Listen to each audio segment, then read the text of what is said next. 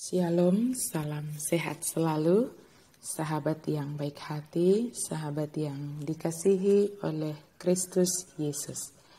Marilah kita sejenak berdoa. Terima kasih ya Allah di dalam Yesus Kristus, Engkau memberkati kami dan memberikan kehidupan kepada kami. Kami bersyukur untuk itu ya Allah. Kami memohon firman-Mu berkuasa atas kami. Firman-Mu menjadi tuntunan bagi kami menjalani kehidupan ini. Amin. Firman Tuhan bagi kita hari ini dari Roma 12 ayat 2b. Tetapi berubahlah oleh pembaharuan budimu, sehingga kamu dapat membedakan manakah kehendak Allah, apa yang baik, yang berkenan kepada Allah, dan yang sempurna. Berubahlah oleh pembaharuan budimu.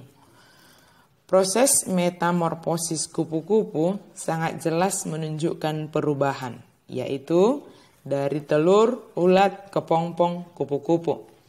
Dan perubahannya menghasilkan sesuatu yang sangat indah. Tentunya dalam proses perubahan ini, telur harus dapat menetas sendiri untuk dapat menjadi ulat. Sebab jika telur dipaksa menetas atau dipecahkan dari luar, tidak akan menghasilkan kehidupan, justru telur itu akan berhenti dan tidak mengalami perubahan selanjutnya. Setelah telur menetas akan menjadi ulat yang sekilas akan kelihatan agak menyeramkan atau kita tidak menyukainya sebab tampilannya dan mungkin akan merugikan sebab memakan daun dari tanaman kita. Namun kemudian dalam prosesnya ulat akan berubah menjadi kepompong, di mana tubuh ulat tadi menjadi terbungkus sesuai dengan proses yang harus dilalui. Kepompong menjalani prosesnya dan akhirnya akan menghasilkan kupu-kupu yang sangat indah, yang disukai banyak orang. Demikianlah perubahan itu menghasilkan sesuatu yang baik. Dan jika dapat melalui semua tahap atau proses yang akan dilalui, maka akan berdampak bagi diri sendiri maupun bagi lingkungannya. Perubahan hanya akan dapat terjadi jika kita mau dengan setia mengikuti semua proses perubahan tersebut dan memenangkan setiap proses tersebut.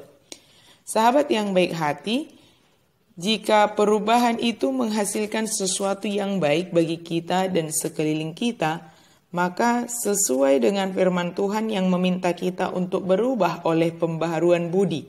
Artinya perubahan itu kita dapat alami karena tuntunan Tuhan melalui akal budi kita. Sebab itu adalah anugerah Tuhan. Perubahan hanya dapat terjadi oleh pekerjaan Tuhan dalam diri kita. Jangan kita pernah mengharapkan orang lain yang mengubah kita. Tetapi Tuhan yang mengubah kita melalui akal budi yang Tuhan anugerahkan bagi kita.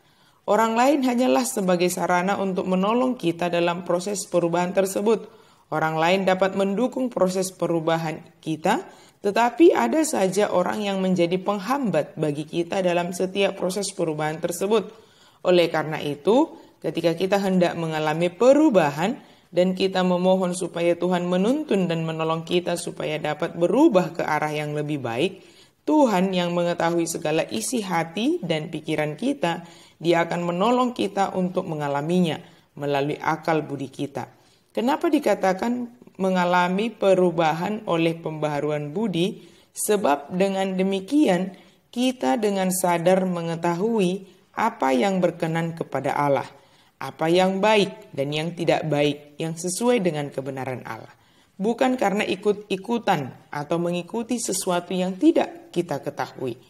Mengetahui dengan kesadaran yang berasal dari Tuhan akan menolong kita untuk melakukan segala hal yang berkenan kepada Tuhan.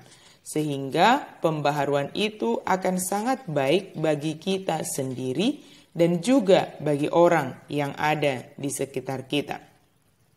Melakukan sesuai dengan kehendak Allah, melakukan apa yang baik, yang berkenan kepada Allah dan yang sempurna, tidak hanya menguntungkan bagi diri kita sendiri, namun akan menjadi berguna, menjadi berkat bagi orang lain, terlebih dalam hubungan kita dengan Tuhan.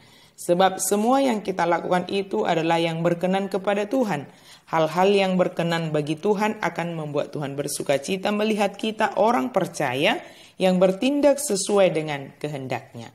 Oleh karena itu, sahabat yang baik hati, mari setiap saat kita memohon pembaharuan budi dari Allah yang mempengaruhi perubahan kita setiap hari. Kita dimampukan untuk melalui setiap proses perubahan tersebut dengan setia, sehingga kita akan dapat membawa pengaruh yang baik bagi diri kita sendiri dan juga bagi orang lain.